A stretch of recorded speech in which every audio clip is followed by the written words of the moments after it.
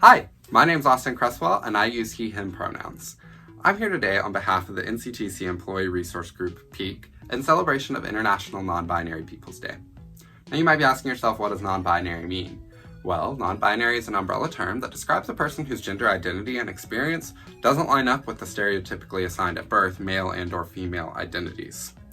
The concept of gender identity and the fluidity that it involves is not a new thing. Think back to artists such as David Bowie, Freddie Mercury, or Elton John, who all explored the boundaries of gender expression through things like their clothing. More recent research and anecdotal experience has brought about life to new language, such as the term non-binary and the use of they, them as a singular pronoun. With an increased visibility, we have people like Sam Smith, Jonathan Van Ness, Ruby Rose, and India Moore, just to name a few, who all in the public eye identify as non-binary and use they, them pronouns. July 14th as International Non-Binary Peoples Day is a day that brings awareness to non-binary people across the globe. In fact, you can use the hashtag #ThisIsWhatNonBinary across social media platforms to amplify, support, and learn more about their experiences. At NCTC, everyone counts, including non-binary peoples. Here are a few PEAK members giving a few things that NCTC offers for the non-binary community and some tips on how to be a better ally. On Canvas, anyone can click on their account, then Settings, and on the right-hand side, click Edit Settings, and you can select your pronouns, which will be displayed with your name on Canvas. Also, if you have a preferred name different than your legal name, you can submit a record maintenance form to admissions, which can be found by searching Change Information on the NCTC webpage or the link below, and it should be listed along with your legal name across Canvas.